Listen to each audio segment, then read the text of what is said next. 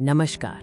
આ વિડિયોમાં આપણે ભારતીય ન્યાયતંત્ર, તેના ન્યાયિક માળખા અને કોર્ટ વ્યવસ્થાની સરળ સમજૂતી મેળવીશું।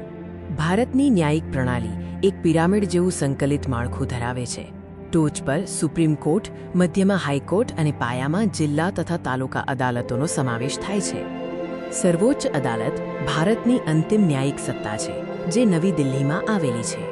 તેના ચુકાદાઓ તમામ અદાલતો માટે બંધનકર્તા છે અને તે બંધારણના અર્થઘટન માટેની આખરી સંસ્થા છે। સુપ્રીમ કોર્ટની સ્થાપના 28 જાન્યુઆરી 1950ના રોજ થઈ હતી।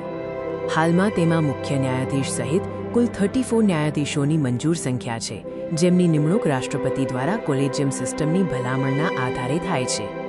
સુપ્રીમ કોર્ટ પાસે મૂળભૂત અધિકાર ક્ષેત્ર, અપીલ અધિકાર ક્ષેત્ર અને સલાહકારી અધિકાર ક્ષેત્ર જેવી સત્તાઓ છે। તે ન્યાયિક પુનરાવલોકન દ્વારા બંધારણ વિરુદ્ધના કાયદાઓને રદબાતલ જાહેર કરી શકે છે। સુપ્રીમ કોર્ટ બંધારણના રક્ષક તરીકે કાર્ય કરે છે અને તેના ચુકાદાઓ અભિલેખ અદાલત તરીકે કાયમી પુરાવા ગણાય છે। સુપ્રીમ કોર્ટના ન્યાયાધીશ બનવા માટે કેટલીક લાયકાતો પૂર્ણ કરવી આવશ્યક છે, જેમાં ભારતના નાગરિક હોવું અને ન્યાયિક અનુભવનો સમાવેશ થાય છે। વડી અદાલત અથવા હાઈકોર્ટ રાજ્ય સ્તરની સર્વોચ્ચ સંસ્થા છે। તે નીચલી અદાલતોના ચુકાદાઓ વિરુદ્ધ અપીલ સાંભળે છે, મૂળભૂત અધિકારો માટે રીટ જાહેર કરે છે અને નીચલી અદાલતો પર દેખરેખ રાખે છે। વડી અદાલત રાજ્યની સર્વોચ્ચ ન્યાયિક સંસ્થા છે।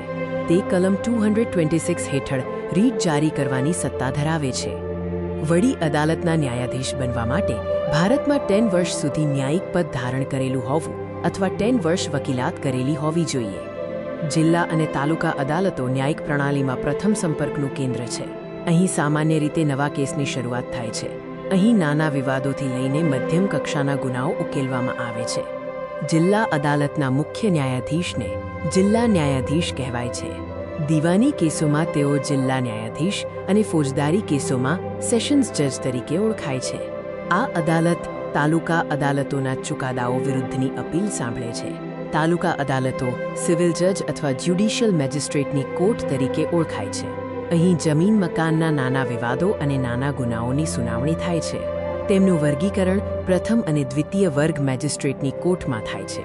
ચોક્કસ પ્રકારના કેસોના ઝડપી નિકાલ માટે ફેમિલી કોર્ટ, કન્ઝ્યુમર કોર્ટ અને લેબર કોર્ટ જેવી વિશિષ્ટ અદાલતોની વ્યવસ્થા કરવામાં આવી છે। લોક અદાલત ઝડપી અને સસ્તો ન્યાય પૂરો પાડે છે। તે બંને પક્ષોની સંમતિથી કેસનો નિકાલ લાવે છે, જેનાથી વર્ષો જૂના પેન્ડિંગ કેસોમાં સમાધાન થાય છે અને કોર્ટ ફી ભરવાની જરૂર રહેતી નથી। લોક અદાલત એ પરસ્પર સમજૂતી દ્વારા વિવાદો ઉકેલવા માટેનું મંચ છે, જેને પીપલ્સ કોર્ટ પણ કહેવાય છે। તેના ચુકાદા વિરુદ્ધ અપીલ થઈ શકતી નથી, જે વિવાદનો કાયમી અંત લાવે છે। લોક અદાલતમાં દીવાની કેસો, નાણાકીય બાબતો, અકસ્માત વળતર, મજૂર વિવાદો અને કમ્પાઉન્ડેબલ ફોજદારી કેસો જેવા વિવાદોનો નિકાલ થઈ શકે છે। દીવાની કેસ વ્યક્તિગત હકો કે મિલકતના વિવાદ સાથે સંબંધિત છે, જેનું પરિણામ વળતર કે હકની પ્રાપ્તિ હોય છે, જ્યારે ફોજદારી કેસ કાયદાના ભંગ કે ગુના સાથે સંબંધિત છે, જેનું પરિણામ દંડ અથવા જેલની સજા હોય છે। ન્યાયની પ્રક્રિયા તાલુકા, જિલ્લા કોર્ટમાં કેસની શરૂઆત અને ટ્રાયલથી થાય છે। ચુકાદા વિરુદ્ધ અપીલ વડી અદાલતમાં થઈ શકે છે અને અંતિમ ચુકાદો સર્વોચ્ચ અદાલતમાં આવે છે। કોર્ટની સરખામણી કરીએ તો જિલ્લા કોર્ટમાં મુખ્ય ન્યાયાધીશ ડિસ્ટ્રિક્ટ જજ, હાઈકોર્ટમાં ચીફ જસ્ટિસ અને સુપ્રીમ કોર્ટમાં CJI હોય છે।